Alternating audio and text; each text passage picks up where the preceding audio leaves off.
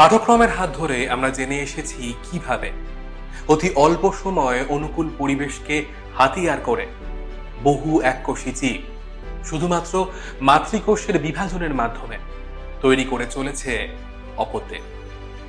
আর এই বিভাজনের মাধ্যমে যদি দুটোর পরিবর্তে বহু সংখ্যক অপত্য তৈরি হয়, তাহলে কিরকম ঘটনা ঘটে চিনব সেই ছবিটাকে। তাই আজ কথা বলতে এলাম বহু বিভাজন সম্পর্কে।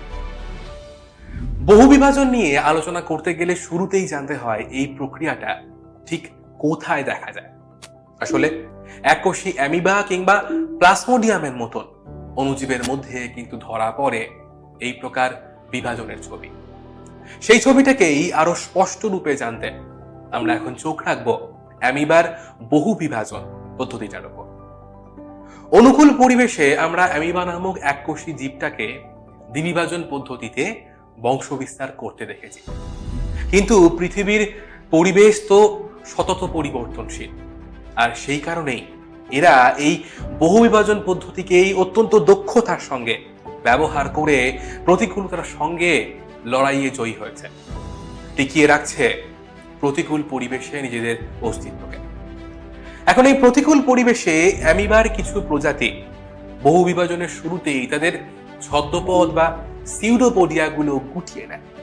এরপর নিজের কোষগুলোকে প্রতিকূল পরিবেশের হাত থেকে রক্ষা করার জন্য তিনটে স্তর দ্বারা তৈরি একটা আবরণ দিয়ে মুড়ে ফেলে, আর এই আবরণের নাম হলো সিস্ট।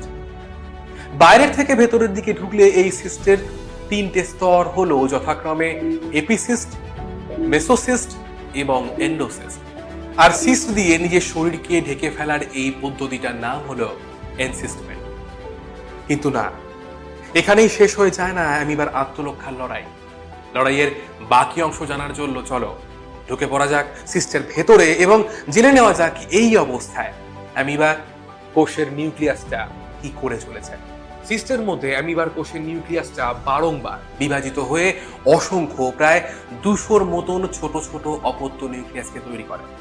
এই নিউক্লিয়াসগুলো পরবর্তীতে স্বল্প পরিমাণ সাইটোপ্লাজম দ্বারা পরিবৃত হয়ে তৈরি করে অসংখ্য অপত্য কোষ, যাদের আমরা নাম দিয়েছি অ্যামিবিউলি, অর্থাৎ অতি ক্ষুদ্র অ্যামিবা। এই অবস্থাতেই তারা পরিবেশের প্রতিকূলতাকে কাটিয়ে ওঠে, অর্থাৎ কঠিন অবস্থায় জীবন রক্ষা পায় তাদের। এরপর শুরু হয় অপেক্ষা অনুকূল পরিবেশের প্রত্যাবর্তন। অনুকূল পরিবেশ ফিরে আসলে শুরুতেই জল শোষণ করে সিস্ট ফুলে ফেপে ওঠে আর ফেটে যায়। সেই সময় অ্যামিবিউলিগুলো আবার সিউডোপোডিয়া তৈরি করে সিস্ট থেকে বেরিয়ে আসে।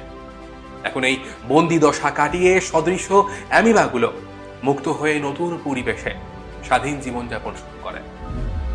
তাহলে অ্যামিবার বহুবিভাজন পদ্ধতিটাকে জানার পর এই বহুবিভাজন পদ্ধতির যে সংজ্ঞাটা আমরা এখন বলতে পারি সেটা হলো যে বহুবিভাজন হলো এমন একটা বিভাজন পদ্ধতি যেখানে পরিণত মাতৃকোষ বারংবার বিভাজিত হয়ে শক্তি ও সময়ের সদ্ব্যবহার করে অসংখ্য সদৃশ অপত্যকে সৃষ্টি করতে পারে। তাহলে আজকে আমরা দেখলাম কিভাবে কিছু নিচু শ্রেণীর জীব প্রতিকূল পরিবেশেও অযৌন জননকে পাথেয় করে নিজেদের অস্তিত্বের ধারাকে অব্যাহত রেখেছে সুবিশাল এই পৃথিবীতে। পরবর্তী ক্লাসে এরকম আরো কিছু তথাকথিত অনুন্নত জীবেদের অযৌন জনন পদ্ধতির শরণাপন্ন হতে দেখব, আর তার সাথে দেখে নেব ভিন্ন প্রজাতিতে ভিন্ন পন্থার অযৌন জননের কৌশল।